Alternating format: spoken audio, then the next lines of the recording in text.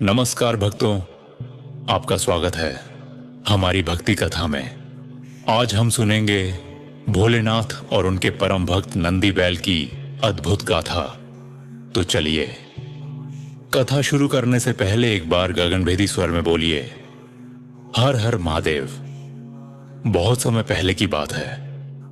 हिमालय की वादियों में शिलाद अर्शी नामक एक महान तपस्वी रहते थे।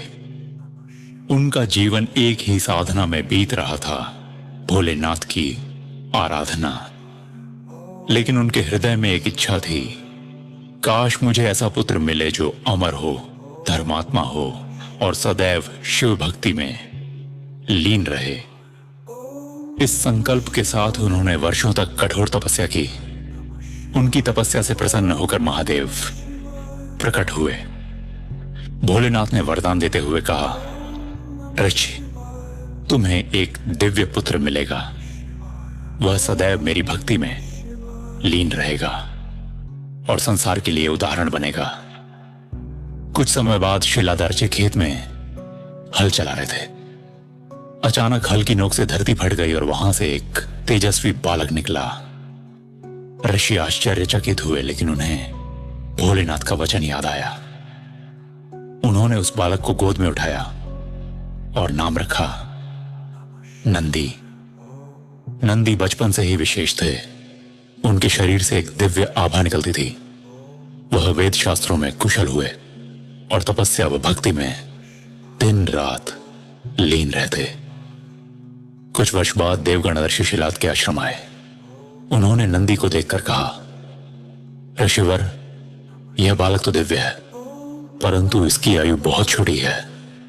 शीघ्र ही इसका अंत हो जाएगा। यह सुनकर शिलादर्शी दुखी हो गए, लेकिन नंदी बिल्कुल विचलित नहीं हुए। उन्होंने पिता से कहा, पिताश्री, मृत्यु सत्य है, लेकिन यदि प्रभु शिव कृपा करे तो कोई भी बंधन मुझे रोक नहीं सकता। नंदी ने निश्चय किया कि वे सीधे कैलाश पर्वत जाएंगे और भोलेनाथ को प्रसन्न करेंगे। नंदी कैलाश की ओर निकल पड़े। वह कठोर तप करने लगे। न तो भोजन न ही जल, केवल शिव का ध्यान। एयूपम नमः शिवाय, एयूपम नमः शिवाय। उनके स्वर से पर्वत गूंजने लगे। आखिरकार उनकी भक्ति से प्रसन्न होकर भोलेनाथ प्रकट हुए। शिव बोले, वत्स नंदी, तुम्हारी भक्ति और निष्ठा से मैं अत्यंत प्रसन्न हूं। मांगो वरदान। नंदी फोल्डेड हैंड्स में बोले, प्रभु, मुझे केवल इतना चाहिए कि मैं सदा आपके चरणों में रहूं, आपकी सेवा करूं और आपके आदेश का पालन करूं। भोलेनाथ ने मुस्कुराकर कहा, वत्स, आज से तुम मेरे गणों के प्रमुख हो। तुम मेरे वाहन बनोगे और हर पूजा में सबसे पहले तुम्हारी आराधना होगी। जो भक्त तुम्हारे कान में अपनी मनोकामना कहेगा, वह सीधा मुझ तक पहुंचेगा। तभी से नंदी बैल शिव जी के वाहन बने। वे केवल वाहन ही नहीं, बल्कि कैलाश के द्वारपाल भी हैं। आज हर शिव मंदिर में शिवलिंग के सामने नंदी की मूर्ति स्थापित होती है। मान्यता है कि यदि कोई भक्त सीधे शिवलिंग तक नहीं पहुंच पाता, तो वह नंदी के कान में अपनी प्रार्थना कहे और नंदी उसे शिवजी तक पहुंचा देते हैं।